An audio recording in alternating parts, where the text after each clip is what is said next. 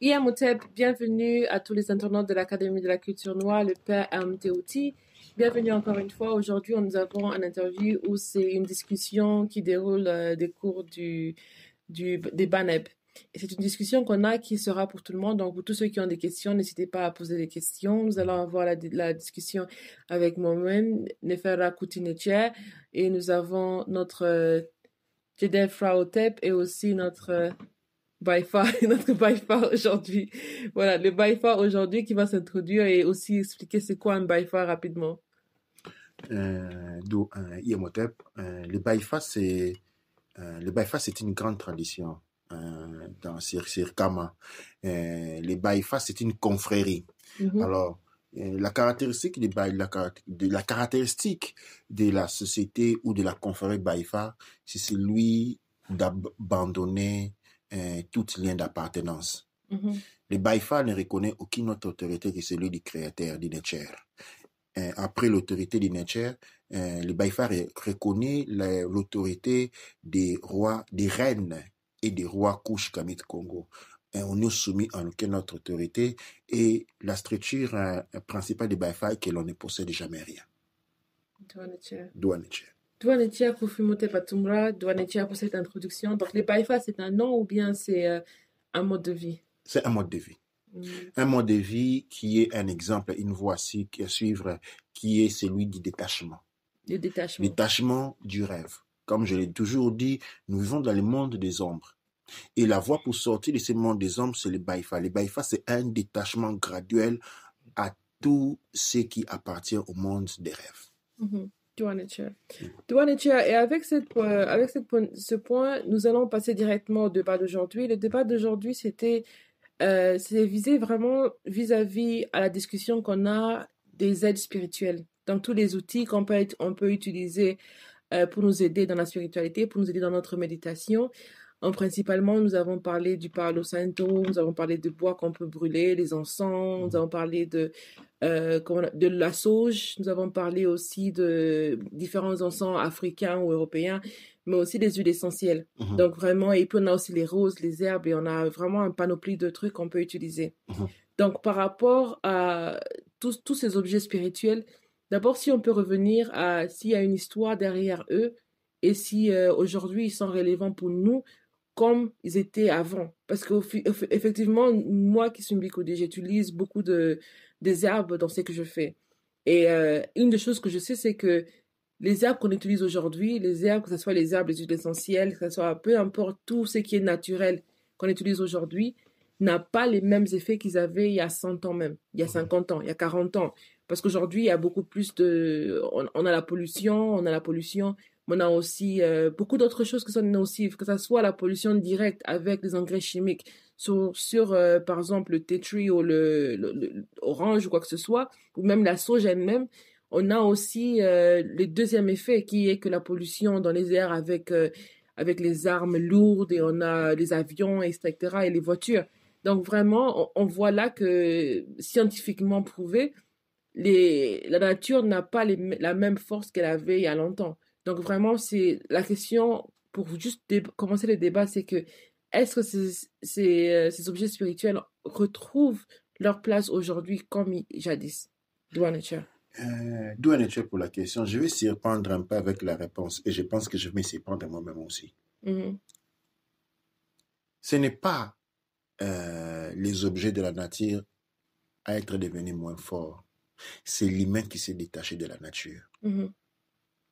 Ce ne sont pas ces objets qui ne sont pas forts. Ce n'est pas l'orange d'aujourd'hui qui est moins fort que l'orange d'il y a 40 ans. C'est la conscience humaine de l'orange qui n'est plus la même. L'homme, il a perdu le respect pour ce qui lui alimente la vie. Il a perdu le respect pour ce qui lui soutient la vie. Ça signifie quoi? Perdre de respect, perdre de conscience.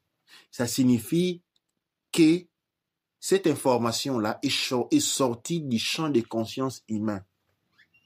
En relation à ça, eh bien, il y a une efficacité qui se perd. Mais en réalité, ce n'est pas l'efficacité, c'est un oubli. Les champs de conscience activent la réalité. Les champs de conscience fécondent la réalité. Et quand le champ de conscience a arrêté de féconder une réalité, eh bien, il y a une perte.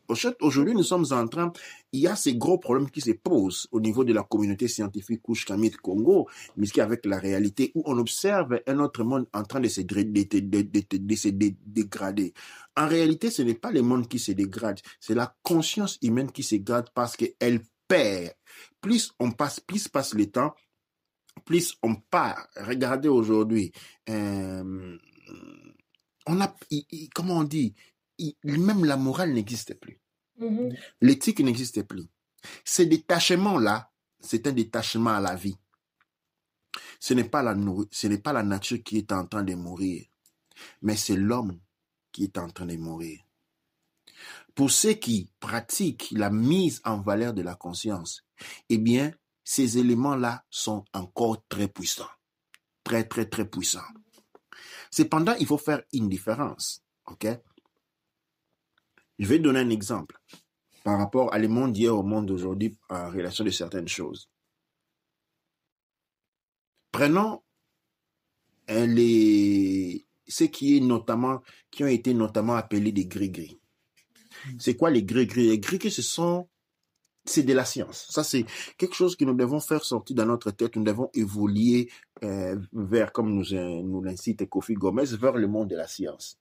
C'est quoi un gris-gris? Un gris-gris qui était, par exemple, en mesure de protéger contre les morsures des serpents, eh bien, c'est un mécanisme qui engendre une forme de champ magnétique.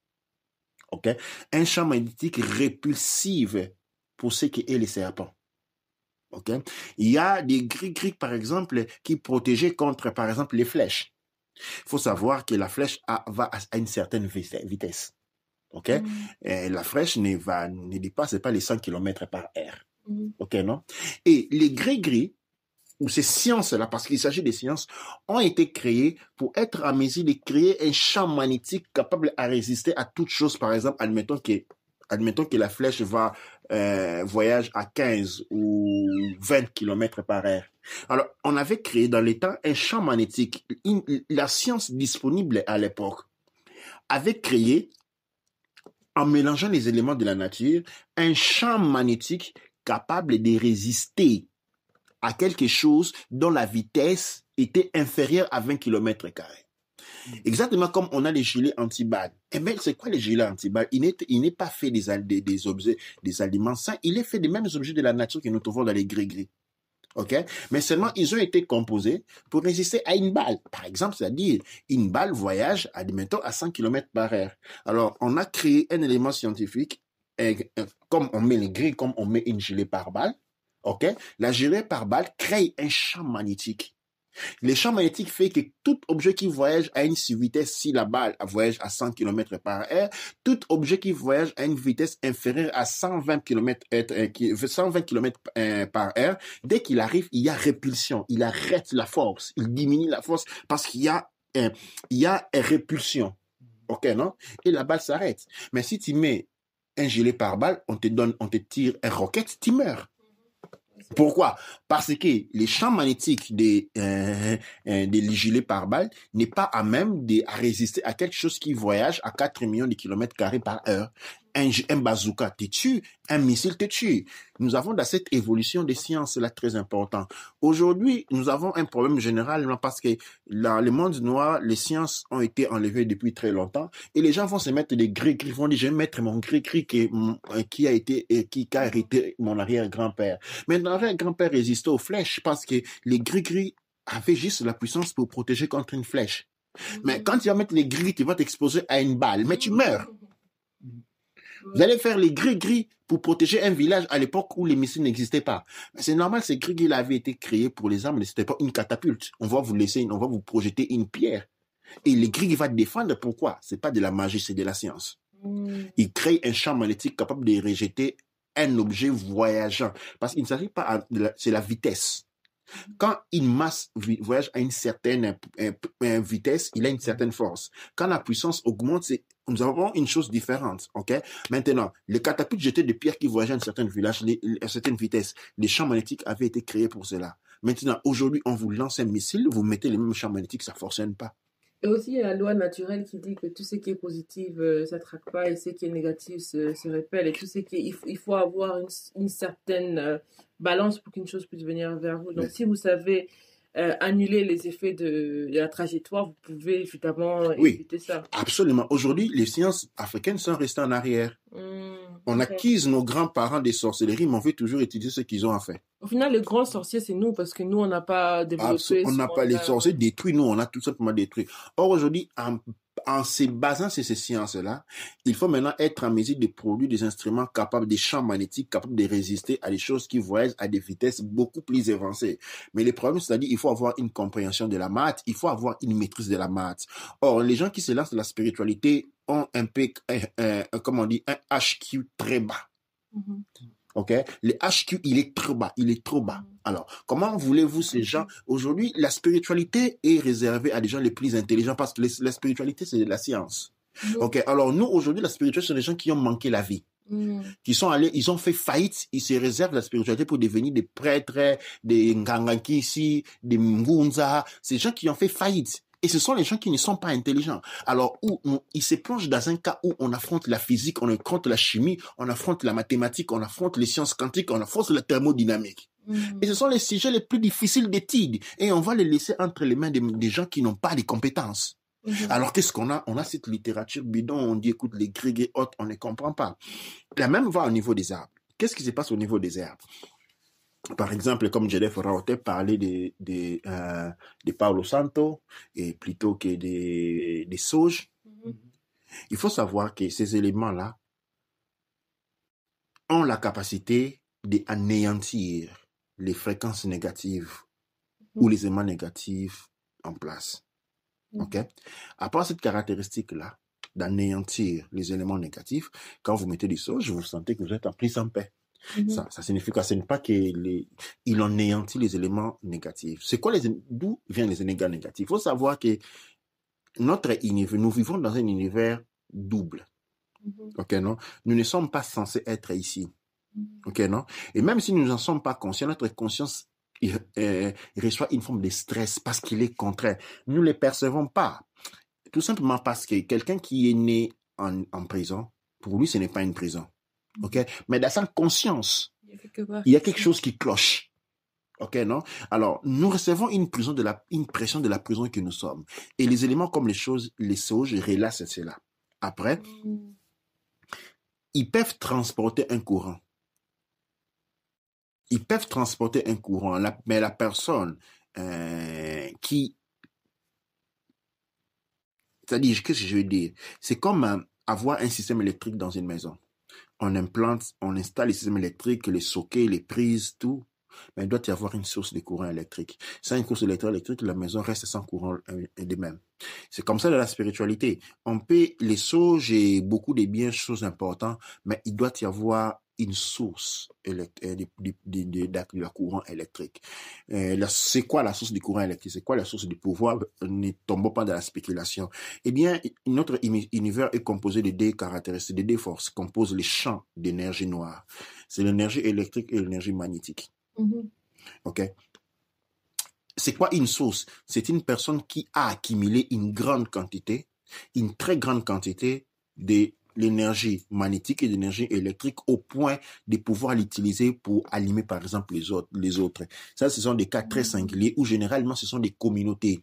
Alors, je donne l'exemple. Là où c'est là qui rentre en marche les cultures. Regardez par exemple les Japon.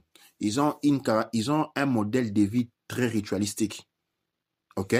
Et comme nous en avions un jour dans les temps en Afrique, comment il faut parler aux adultes, comment il faut parler aux enfants, tout cette éthique-là culturelle, tous ces modèles culturels qui pour certains semblaient être des choses qu'il faut seulement abandonner, il faut être impoli comme les Américains, en réalité c'était des méthodes à travers lesquelles une communauté emmagasine de l'énergie. Et cette énergie-là, c'est ce qui est cédé aux nouvelles générations pour être puissants et forts. Regardez aujourd'hui les jeunes Africains, comment ils sont faibles. Depuis que les systèmes familiales ont failli, les gens sont faibles. Pourquoi? Parce que ayant jeté de côté l'éthique, la morale et les restes, eh bien, on a mis hors d'état de fonctionnement tous les systèmes qui permettaient d'emmagasiner l'énergie électrique de l'univers et l'énergie magnétique du cosmos. Douane nature. Et donc, si on comprend très bien, en fait, moi, je voulais aussi aller un peu en arrière aussi parce que on sait qu'on comprend, c'est que on est habitué à voir le monde extérieur et voir les fautes dans le monde extérieur et voir que, par exemple, il y a la pollution autour de nous, il y a les huiles essentielles, les herbes et tout qui ne fonctionnent pas très bien. Mais en réalité, la chose que nous devons réparer, c'est nous, notre vision de nous-mêmes. Donc, si on est en mesure de nous voir nous-mêmes, peu importe si on utilise quelque chose qui est organique, sain et quoi que ce soit, c'est nous qui donnons cette définition. Donc, au lieu de chercher organique, au lieu de chercher sain, nous devons devenir sains en nous-mêmes. Absolument. Toute cette spéculation qui n'est que commerciale est complètement fourviante. OK? Et comment nous influençons notre monde par nos émotions? Un exemple, comme je demandais à Jodef, quelles sont les 3 émotions qui te sent être plus présent dans ta vie de tous les jours? Le stress. Les doutes. La peur. Eh bien, c'est ça ta vie. Parce que ces 3 sentiments, émotions-là, c'est comme des disques qui tournent chaque jour. Et comme je disais, nous vivons dans le passé. Quelqu'un dirait, qu'est-ce qu'on raconte? Ouais, c'est pas parce qu'à l'école, on vous a dit les temps présents, les temps passés, les temps fétiles, l'imparfait, qui c'est comme ça. Nous vivons cet univers dans lequel nous sommes ici, là, qui est appelé la Maya, ou encore le monde des ombres. C'est un temps du passé, que je dirais passé imparfait. OK? Nous pensons vivre dans le présent. Mais or, ici, nous suivons dans le monde des effets, pas le monde de la cause. On pose un acte dans le présent et on voit les effets dans le passé. OK? Mais nous vivons dans un monde où on observe les choix qu'on a faits. Maintenant, c'est où se trouve le monde du présent? Le monde du présent, c'est ce qui se trouve à l'intérieur de nous. Là, nous conservons. Quand nous avons peur, quand nous doutons, les doutes, c'est dans le présent. Tu vois la doute qui est à l'intérieur, là. Ça, c'est le temps présent. Et puis tu as peur, ça, c'est le présent. C'est ce que les ressentis, il est automatique. C'est là que se trouve le présent. Ce qui en découle, les résultats, c'est ça. La vie que les gens vivent, ça, c'est le passé. C'est comme quand tu regardes les étoiles. Les étoiles ne sont pas là. Ils sont dans le passé. Alors que quelqu'un dirait, mais qu'est-ce qu'on raconte là? C'est malade. Mais écoute, ouvre une revue scientifique. Les étoiles, quand tu les vois là, ils ont été là, ils se sont déplacés il y a longtemps. Je pense même à l'école. Même à l'école, maintenant, je pense qu'on l'enseigne. Ce que tu es en train d'observer, c'est les passés. Alors, même les éclairs, souvent quand on entend un éclair, on voit l'éclair et puis on entend le tonnerre après parce que le speed ou la rapidité de la lumière, c'est plus rapide. La lumière, elle est plus rapide que les sons. OK, non? Donc, la lumière, elle est plus rapide que les sons. Alors, ça signifie, si toi, tu observes quelque chose qui est dans le passé, c'est que si tu observes la Tour Eiffel, c'est parce que tu es où? C'est parce que tu es à Paris. Si tu vois la Statue de la Liberté, c'est parce que tu es à New York. Si tu observes quelque chose qui est dans le passé, tu sais que tu es où? C'est que tu es dans le passé. Wow. C'est des choses que nous devons commencer à mettre clair en nous pour comprendre comment l'on fonctionne réellement. On a parlé de sources d'énergie, donc on a parlé de points cumulatifs, parce que quand on parlait de, par exemple, pour fortifier ces éléments de la communauté, il faut avoir une sorte de source d'énergie. Et c'est ce qui rapporte une communauté. L'éthique. Nos ancêtres étaient très méticuleux, des très grands scientifiques. Et ça, c'est quelque chose que nous devons apprendre à changer en nous. Nos ancêtres, ce n'étaient pas des choses qu'on raconte, c'était des grands scientifiques. Ils ont observé ce monde pendant très longtemps, ils l'ont compris de la A à la Z. Et ils ont compris les mécanismes de la nature. Alors, en observant la nature, bien entendu. L'énergie s'accumule à travers un rituel. Quand on dit rituel, les gens disent non, les rituels, ça signifie quelque chose qui est répété. OK? Et comme on dit, une fois n'est pas rituel. OK, non? On répète. Ok, non? Et c'est comme nos ancêtres ont codifié les traditions. Dans les traditions, nous avons des codes éthiques, des codes moraux, des codes comportementaux. Qu'est-ce qui fait maintenant? Dans une communauté où 100 personnes sont en train de faire la même chose, il n'y a pas perte d'énergie. Il y a perte d'énergie quand dans une communauté de 100 personnes, chacun est en train de faire une chose différente. Ce que les gens appellent aujourd'hui les progrès, je suis libre. C'est une perte d'énergie. Pourquoi? Mais écoute, l'exemple est très simple. Aller dans un champ, au lieu que tout le monde se mette à recueillir les fruits, que chacun commence à faire une chose différente. Le soir, il n'y aura pas à manger. Parce que ça signifie quoi? Ça, c'est dans le monde des ombres. Dans le monde électromagnétique, il n'y a pas eu accumulation énergétique. Ok? Alors, nos ancêtres ont compris que cette accumulation suivait les modèles de la nature. Et les modèles de la nature sont spiralés. Les modèles spiralés, d'où le nombre d'or. Ok, non? Et les modèles spiralés ont été incorporés dans les habitudes. Et maintenant, la spirale même est une rituel. C'est-à-dire, c'est un cercle qui se répète. Ok? C'est un cercle qui se répète, la spirale. Alors, nos ancêtres ont créé les traditions, les cultures sur base de cette notion hautement scientifique, la répétition. Maintenant, dans un village, parce que la répétition concentre l'énergie et la conserve. La répétition conserve l'énergie et la conserve. C'est comme ça même au niveau des écoles, la répétition est la mère de la grammaire et la mère de la science. Quand tu répètes quelque chose et puis tu vas la retenir. Ces modèles-là ont été incorporés au niveau social. L'incorporation des modèles de la nature en référence de la pyrale et le nombre d'or au niveau social a créé ce que nous appelons les traditions. Les traditions, c'est des déductions scientifiques. C'est quoi les traditions? C'est-à-dire, c'est une planification énergétique. C'est une planification géométrique énergétique, l'accumulation d'énergie dans l'intérieur de la société, où les personnes étaient portées à faire des actions, à se comporter d'une certaine mode qui allait toujours dans une même direction. Tout le monde va dans la même direction. Le fait que tout le monde va dans la même direction, on contenait les pertes d'énergie. Et cette énergie-là accumulée était reversée à la prochaine génération. La prochaine génération ayant reçu cette énergie, dans le même temps, ont été enseignés les mêmes méthodes. Et cela se répète de génération en génération. C'est comme ça que nous parlons des traditions. Aujourd'hui, tout cela n'existait plus. Tout cela a été détruit. Et regardez les enfants d'aujourd'hui. Ils ne pensent qu'à s'asseoir sur une chaise et ne pas bouger. Demandez-les d'aller prendre juste un morceau de pain dans la salle, dans la cuisine. Ils vont voir comment ils vont commencer à râler. Pourquoi? Parce qu'il n'y a pas d'énergie. Parce que ces mécanismes-là ont été éliminés. Il y a eu éloignement de l'homme de la nature. Quand il y a eu éloignement de l'homme de la nature, depuis déjà du point de vue de l'éthique, des fonctionnements, nos sociétés ont été développées en reprenant les modèles, le modèle de la spirale géométrique emprunté à la nature. Et à ce moment, la nature nous était devenue utile parce que nous étions à symbiose.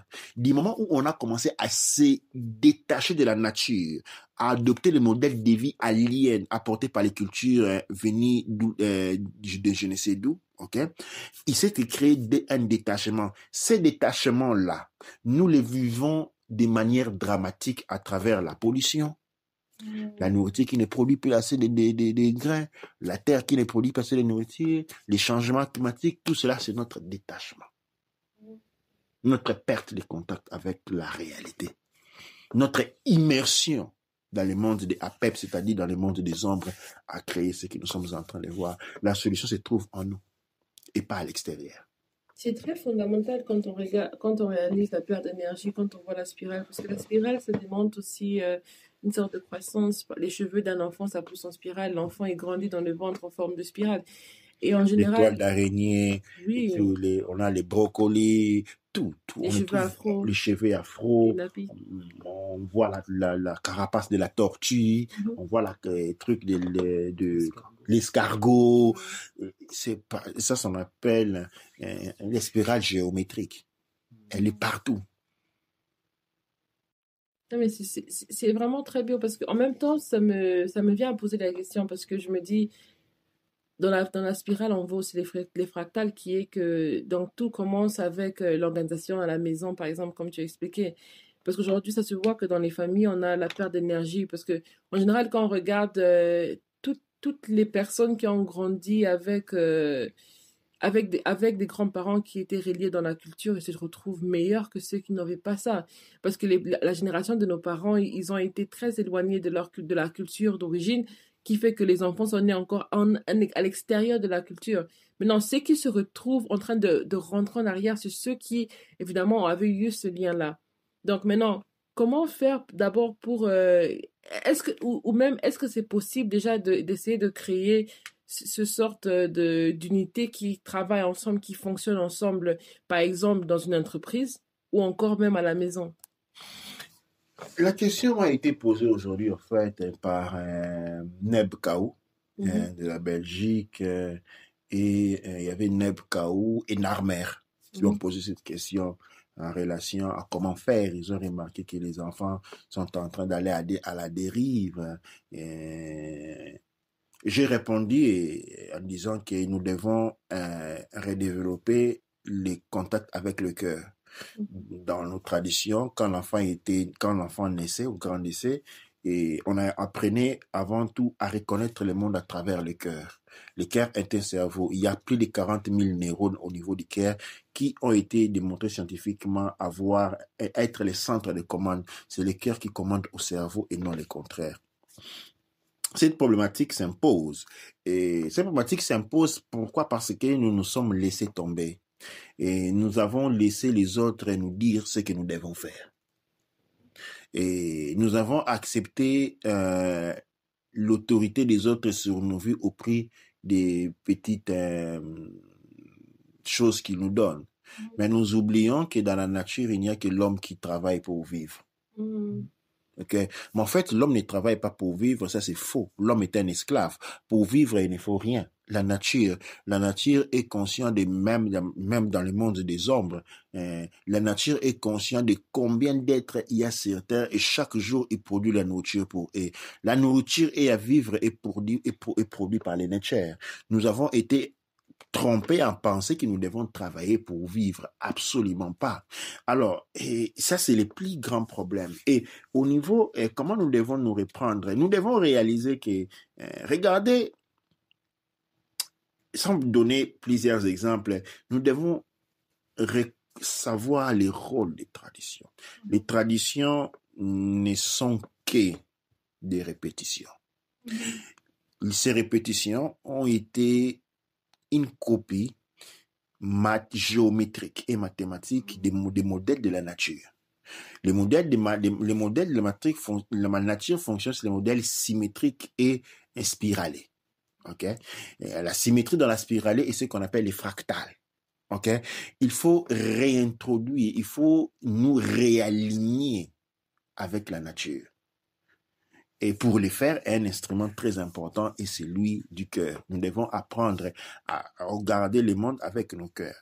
Et un point fondamental est celui d'apprendre à faire un effort. Et là, c'est ça, à ce moment-là, les villages dans le temps étaient conçus selon des fractales. Des structures géométriques qui faisaient ainsi que les énergies contrastantes de l'univers étaient repoussées. Il y avait une forme de boucle magnétique. Okay, non? Cette boucle magnétique était garantie par la stabilité de la vie en équilibre et commune. Une fois qu'il y a 2-3 personnes qui vivent ensemble sur un territoire et sont en harmonie, ils génèrent automatiquement un champ magnétique qui confine. Maintenant, l'harmonie ne se tient qu'à travers le cœur et pas avec la tête. Et pour pouvoir maintenir la tête, devenir perturbée, l'ordre l'harmonie créée par le cœur. C'est pourquoi il y avait des traditions et des interdits. Chez nous, on fait comme ça. Chez nous, on fait comme ça parce que la tête n'a pas le temps de rationaliser, de penser, mais ça m'arrange pas. Non. Chez nous, on fait comme ça. Et de cette manière, on met un acte à la tête qui va arrêter l'harmonie. C'est pourquoi aujourd'hui, on rentre dans un état, et je réponds à Nebkaou, à tous les autres, à Menkaou et à Narmer. Les problèmes, c'est les libertismes. Comment on dit ça? Les libertinages. À penser que, non, écoute, moi, je dois éduquer mes enfants de la manière où je pense que c'est bon pour moi. Je dois éduquer les enfants de la manière qu'ils soient excellents plus que les autres. Moi, quand on est s'engager dans ces voies-là, on est perdant depuis le départ. Et c'est très dangereux, déjà, c'est très dangereux parce que du moment où... moi, je me rappelle du moment où on vient dans un pays, parce que moi qui a grandi, entre guillemets, entre l'Afrique au Congo, où on parlait le lingala et le français, je me suis retrouvée dans un pays où on parlait principalement en anglais, en Écosse. Et pendant beaucoup d'années, évidemment, pendant qu'on apprend la langue, on parle la langue, mais ça se voit qu'on ne parle pas la langue depuis beaucoup de temps. Alors, on fait des efforts, on apprend la langue et après, on est intégré. Et maintenant, après, qu'est-ce qui se passe? C'est que quand on commence à parler, dès qu'on ouvre la bouche, quand on est en Écosse, les Écossais disent que tu n'es pas d'ici. Mhm. Quand tu pars en France, les Français disent que tu n'es pas d'ici. Mhm. Et quand tu rentres en Afrique, au Congo, là où j'ai grandi, à la même ville où j'ai grandi, on te dit que tu n'es pas d'ici. Parce que tu as été déconnecté. Parce que j'ai été déconnecté. Pourquoi? Parce que j'ai grandi justement, j'ai grandi comme beau semblé par rapport à deux systèmes, ce qui fait que je suis une pièce qui ne s'attache pas dans aucun des systèmes, parce que dans la configuration écossaise, directement, on te dit, t'es pas d'ici. Quand tu pars en France, on te dit directement, t'es pas d'ici. Donc, en général, ça peut être choquant, mais au fait, c'était quand je suis allée en Afrique, ça a stoppé d'être choquant pour moi, parce que j'ai vu ce qu'il voulait dire par ça. Et j'ai vu que c'était un instinct de protection de la culture qui disait ça. Et pas seulement du racisme, évidemment, mais c'était au fait un instinct qui voulait dire que on comprend bien que tu es congolaise et tout, mais la manière dont tu parles, c'est pas comme nous. La manière dont tu te comportes, c'est pas comme nous. Et en réalité, tout ce qui est les blagues et tout ce que j'ai raté dans les derniers 6 ans, quoi que ce soit, à cette période-là, je comprenais plus rien. J'étais perdue complètement. Et maintenant, après, le problème, c'est que le système te fait sentir comme si toi, tu es une pièce qui est là, comme ça, toute seule, une pièce qui ne peut plus rentrer n'importe où dans le système. Donc, au final, ça fait que quand il y a le travail en groupe, tu ne pourras pas prendre la relève de qui que ce soit dans tous ces systèmes-là, à moins qu'évidemment, tu réalises que ces systèmes-là, ils travaillent dans un système qui n'est pas pour l'évolution de la culture globale. Et il faut maintenant apprendre aux enfants et aussi réapprendre en soi-même comment être en mesure d'intégrer un système matique, si on veut dire ça. Ouais, absolument. Ce qui se s'est passé entre l'Europe et l'Afrique, c'est-à-dire, admettons, on a des camions et qui sont en train de rouler, mais chaque fois qu'un camion est en panne, on va prendre les pièces, on va considérer le deuxième camion comme des pièces à rechange. Ils vont venir, on va lever les pièces dans le premier camion pour les monter au deuxième camion pour que le deuxième camion puisse fonctionner. Les premiers camions s'arrêtent et ne fonctionnent plus. Mais le point qu'à un moment donné, même les premiers camions n'auront plus de pièces de rechange du tout. Et tous les deux camions vont s'arrêter. Et ça, c'est l'échec de l'humanité. L'échec de l'humanité naît dans la considération de l'individu. Quand on donne du pouvoir à l'individu qui se sent détaché de tous et seul, plongé dans un modèle de vie individualiste. Ça, c'est la mort. Ça, c'est la destruction. Et le modèle scientifique le démontre complètement. Dans tout environnement où l'indépendance est introduite, c'est la mort qui s'ensuit. Il n'y a pas de dépendance. Il n'y a pas d'indépendance, il n'y a pas de dépendance, il y a l'interrelation. L'interrelation, ça signifie coopération et entraide mutuelle. C'est ça la vraie loi c'est ça la vraie loi de l'existence. C'est ça la vraie loi de la nature. Or, nous avons été jetés dans un mécanisme qui fonctionnent complètement les contraires. Et aujourd'hui, le problème, c'est que quand il y a un enfant, tu dois te poser la question, c'est quoi ta culture? Si tu ne peux pas répondre à cette question, commence à faire des enquêtes. Trouve les enquêtes sur ta culture. Trouve les gens qui sont de ta culture. OK? Développer des communautés des gens qui sont de ta culture. Faites revivre la culture. Vous l'avez en vous. Comment nos ancêtres se s'alliaient, comment ils se respectaient, vous l'avez en vous. Mais pour pouvoir les réanimer, il faut recréer l'écosystème dans les nouvelles générations, tel que nous l'avons proposé avec la culture Couche-Mit Congo. Recréer cela et on sera en mesure de les transmettre aux enfants parce que les enfants doivent copier quelque part. Et ils ne copieront pas ce que vous dites, ils copieront ce que vous faites. Et si vous jouez les détachés culturels, si vous faites les rescapés culturels, les enfants n'auront pas d'autre choix que copier ce que vous êtes devenus et la faire mieux que vous. Absolument. Et comme on arrive vers la fin, je voulais juste essayer de se recadrer encore sur le débat qu'on a commencé par rapport, en conclusion, par rapport aux aides spirituelles. Donc, qu'est-ce qu'on peut faire? Posé une question. C'était quoi la question de Jodef? Sur l'impact que les herbes et les huiles peuvent avoir sur le travail que l'on fait, par exemple, dans les méditations. L'impact est énorme. Dans un premier temps, il est important de brûler des essences, brûler des herbes chez soi. Ok, ça c'est très important. La maison doit avoir des odeurs parce que les odeurs équilibrent. C'est comme ça que dans la forêt, les soirs, les fleurs relâchent de l'odeur. Tu as remarqué ça, ils relâchent l'odeur pour équilibrer, chasser les énergies négatives. Ok? Et les odeurs sont très liées aux esprits. Okay? Ils chassent les énergies négatives et favorisent l'arrivée des énergies positives. Il faut avoir beaucoup des herbes brûlées. C'est une très bonne culture, une très bonne et très puissante culture, celui de brûler des herbes. Alors, ce que je vais demander aux gens, ce n'est pas qu'ils sautent tout le monde à l'acheter de la sauge. Non.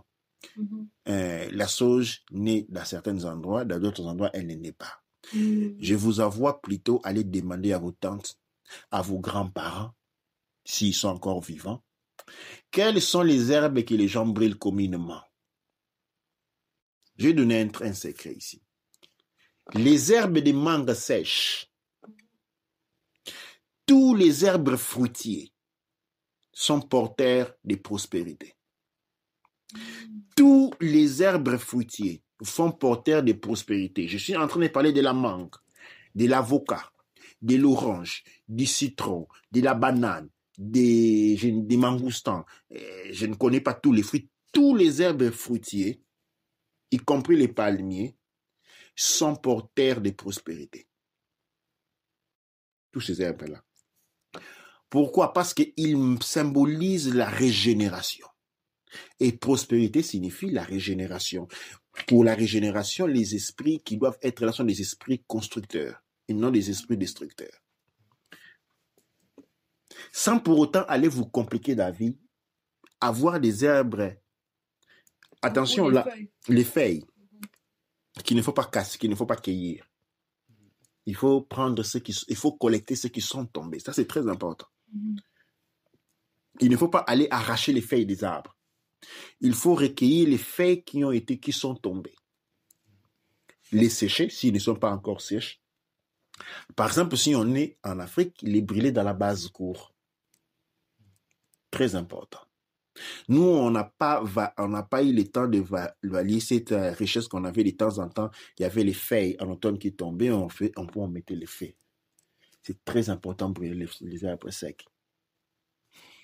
Il calme, il dégage toutes les énergies négatives.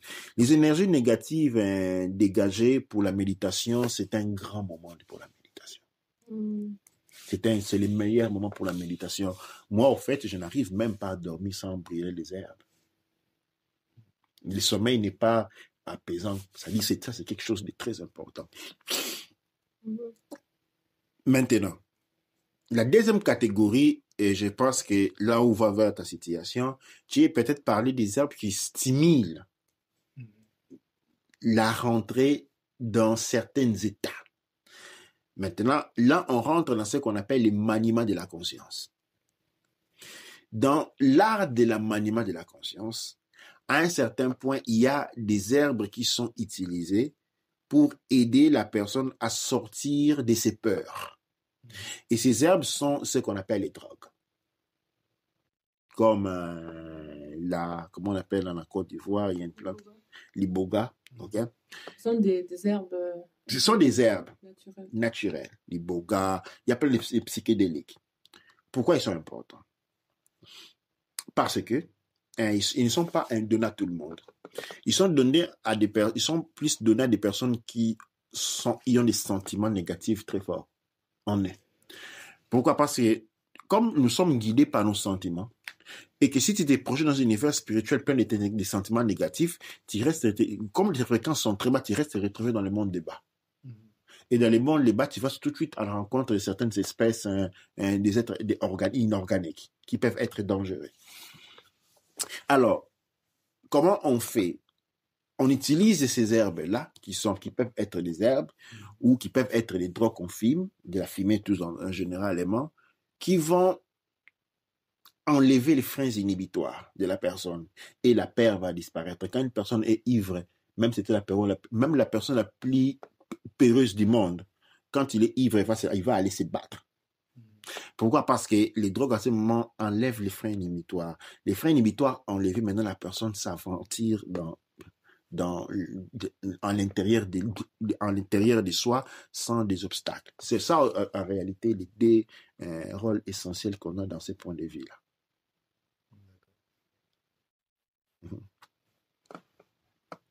C'est ça les rôles.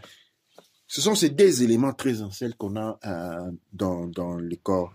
Et les drogues, moi, je les donnerai à quelqu'un dans des cas extrêmes, ok? Dans les cas où des grands traumatismes, dans les cas où les personnes ont édifié des égos énormes pour lesquels il est difficile d'aller contre, tu vois. Et sinon, on essaye d'éviter, on essaye plutôt de développer la conscience de la personne et à travers les méditations et à travers un travail de mise en valeur de la conscience jusqu'à ce qu'on arrive à cette réalité-là. Voilà, mais il y a aussi l'autre élément, par exemple, que je voulais vraiment toucher rapidement, c'est que on a des choses comme des balais, par exemple. Est-ce qu'un balai, si on a les balais, on a les orgonites? Parce qu'on a parlé des orgonites. Les orgonites, pour ceux qui ne connaissent pas, ou les orgones, qui sont des structures où on mélange des matières organiques, des pierres et avec des métaux. Qu'on mélange, ça peut être des pierres, on peut avoir des métaux, on peut aussi avoir des herbes dans certains cas, qu'on mélange pour créer une structure, ça peut être une tour, une pyramide ou encore juste des pendants ou quoi que ce soit. Donc, et souvent pour faire les organes, ce qui est utilisé, on utilise soit du ciment ou on utilise une sorte de plastique qui est transparente qui va créer ce mélange. Alors, naturellement, pour moi, je me dis en utilisant le ciment, encore à la limite, on part de la terre, donc on peut utiliser de l'argile déjà pour remplacer ça. Mais en deuxième aussi, je vois bien que pour les organes, on peut aussi utiliser des structures un peu plus naturelles comme des savons etc. C'est une science que la personne a développée qu'on peut continuer à développer. Est-ce qu'il est possible de créer un organe, par exemple, avec un balai? Absolument. On retourne au point du départ. Nous avons perdu les contacts avec la nature parce que nous sommes élancés vers l'artificiel. Okay? La mort que nous sommes en train de vivre est une mort du naturel au profit de l'artificiel. En fait, les hommes sont en train de devenir des robots. On est en train de parler plus d'une humanité robotique. Okay? Les hommes, on est en train de perdre toute capacité d'empathie. Vous voyez des vidéos où quelqu'un est en train de tomber et puis les gens sont en train de filmer avec des téléphones. Et on rigole même plus. Ouais, il y a 10 ans, tout le monde se serait mis en chaîne pour essayer de l'aider. Aujourd'hui, l'aider ne pense personne. On est en train Avant même, les gens soit ils se moquaient, mais on rigole même plus. On regarde. Ouais. On est en train d'aller vers une humanité robotique. Pourquoi? Parce que notre énergie, notre attention est braquée vers le développement matériel. Et braquer vers les développements matériels, c'est ce qui crée tout ce que nous avons comme problème. Maintenant, la science des organites ou la science, par exemple, des balais, est une bénédiction. Tout ce que nous sommes en train de faire aujourd'hui, au niveau de l'académie, c'est une bénédiction. Pourquoi? Parce que elle détache notre attention du monde artificiel et les rapporte vers le monde naturel. En remportant notre attention vers le monde naturel, ces objets-là deviennent hyper puissants. En réalité, la force du balai ne réside pas dans le balai. La force du balai réside dans le fait que nous réalignons notre attention avec la nature. Et en réalignant notre attention vers la nature, il y a un développement naturel qui s'engage, qui s'engendre, qui vient remplacer les développements artificiels dans lesquels nous avons été engagés par la force des APEP et de l'inconscience. C'est à ces moments-là que ces instruments-là sont importants. Les instruments sont toujours des médiums. L'énergie qui passe à travers ces instruments dépend du niveau d'évolution et de conscience des personnes, mais des personnes toujours conscientes en tant que communauté. Notre intention orientée vers les objets de la nature augmente leur puissance. Notre attention orientée vers les objets artificiels diminue la force de la nature. Et vu que la vie vient des naturels et non de l'artificiel, eh bien, notre attention concentrée sur les modèles de vie artificiels porte la mort, qui est en fait une absence de la vie. Notre attention posée sur les objets naturels augmente notre vie, augmente notre puissance. Oh, c'est tellement trop beau. Et moi, j'ai bien pris mes notes et j'espère que vous qui nous écoutez avez pris vos notes aussi parce que je pense que c'est très important quand on partage un moment d'avoir un petit cahier où on écrit nos notes, on écrit nos rêves, on écrit tout ce qu'on veut bien voir développer dans notre vie, tout ce qu'on veut avoir comme expérience positive aussi. Donc, douane et Chia pour tous ceux qui nous suivent et je pense qu'on est arrivé vers la fin. Et avant de vous laisser, je vais laisser avec un petit mot de la fin. Donc, si vous n'avez pas vos cahiers, n'hésitez pas à réécouter, poser des questions. Et nous sommes, comme toujours, très contents à vous répondre. Mot de la Douane et Chia, comme mot de la fin, je dis, vous qui nous suivez, comprenez l'exigence et de la situation et rejoignez-nous à l'académie, apportez votre pierre. Venez apporter votre pierre de la construction de cet édifice culturel qui n'est que l'on se pose trop souvent la question comment récupérer ce que nos ancêtres ont laissé. Elle est là dans la nature, mais nous allons vers l'artificiel et là nous ne les retrouverons jamais. Rejoignez-nous au niveau de l'académie et le père MTouti et soutenez nos activités par votre présence, par votre contribution de tous les jours.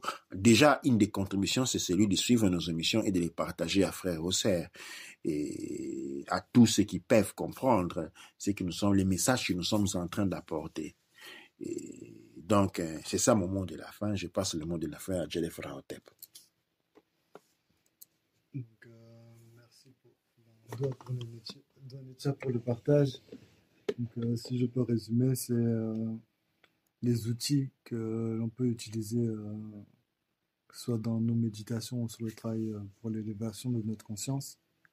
En réalité, ce n'est pas des outils qui nous apportent, on va dire, de la force, mais c'est la connexion avec la nature au final qui réanime quelque chose en fait, qui nous donne la force maintenant d'avancer. Et ces instruments-là sont des médiums, des médiums qui nous permettent de nous connecter au monde, à la puissance de la nature. Donc, le fait d'avoir des éléments naturels autour de nous, dans notre environnement, c'est ce qui nous permet réellement d'avoir une aide quelque part, c'est la reconnexion en réalité avec la nature qui nous permet d'avancer. Donc c'est vers cette direction-là qu'on doit aller parce que c'est vrai que quand on regarde dans nos maisons, sauf s'il y a quelques plantes qui, si elles ne sont pas artificielle. C'est rare d'avoir des éléments vivants, sauf s'ils sont esclaves comme des animaux de compagnie. C'est des éléments vivants, mais ce n'est pas dans ce sens-là que nous devons continuer d'aller. Absolument pas. Et tu m'as réveillé un point en conclusion. Ce n'est pas toujours le point d'avoir l'élément de la nature. Vous savez, la nature est vivante et reste toujours vivante. La mort n'existe pas. C'est pas parce qu'on a coupé un morceau de bois qu'il est mort. Il est toujours là. Mais il est dans une fréquence négative. OK? C'est pourquoi dans nos traditions, pour par exemple faire un masque ou faire une statue ou faire un tam-tam, on attendait que l'arbre tombe. Comme je dis, quand vous allez prendre les feuilles, on prend les feuilles mortes. Okay? On prend les feuilles mortes, pas les feuilles qui sont sur l'arbre. Okay? Pourquoi? Parce que quand on casse un arbre, on commet un acte de violence. La fréquence passe des alcalines à acides. Et la fréquence acide, c'est une fréquence négative. Et quand vous allez brûler ces arbres-là, vous allez attirer des malheurs sur vous. Comme quand vous avez dans la maison une statue qui a été taillée d'un arbre coupé. Cette statue-là est calibrée sur une fréquence acidique, une fréquence de basse fréquence. Et cela va attirer beaucoup de mauvaises choses dans votre vie. Quand on utilise des encens, par exemple, ou comme des bâtons de sauge, les feuilles ont été récoltées. Bon, pour ce qui est des bâtons des sauges, par exemple, les sauges, il faut savoir qu'ils ont un cycle de vie très court. Okay? Ce sont des cycles de vie qui est très court. Et généralement, quand on les récolte, c'est quand ils meurent. Les sauges sont récoltés traditionnellement comme les tabacs. C'est-à-dire ils n'ont pas une vie ils ont une vie très courte et quand on les prend, c'est parce ils ont déjà mûri. En fait, quand vous récoltez les tabacs qui ne sont pas mûrs, ça fait pas de bonne fumée. Tout comme les sauges, quand il n'est pas mûr et on l'a recueilli et quand vous les brûlez, l'odeur n'est pas bonne. L'odeur n'est pas bonne du tout. C'est-à-dire, pourquoi j'ai ajouté cela?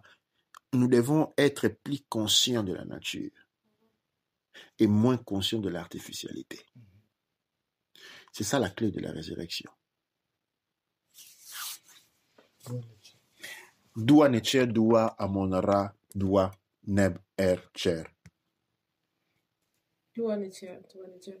En conclusion, moi aussi, je voulais juste ajouter que j'ai beaucoup aimé la partie où on a parlé du fait que la conscience est dans l'être humain. Et donc, c'est que même dans l'alimentation, on sait qu'on utilise dans les huiles essentielles, dans les huiles qu'on utilise pour les cheveux, parce que aujourd'hui, pour la peau, pour beaucoup d'Africains noirs qui sont nés en Europe ou en Amérique, on a des problèmes d'eczéma, on a des problèmes de peau vraiment qui survivent de partout. Donc, c'est là, ça te redonne le pouvoir aux parents de se dire que quand ils achètent des produits naturels ou quand ils cherchent des produits naturels pour trouver une solution, ils peuvent évidemment chercher ceux qui ressemblent le plus à la nature et comprendre que le pouvoir, c'est eux qui mettent le pouvoir dedans, dans ce qu'ils sont en train d'utiliser, et de vraiment créer une base. On doit vraiment créer une base pour offrir de plus en plus naturel pour aider et vraiment fortifier ce qu'on fait.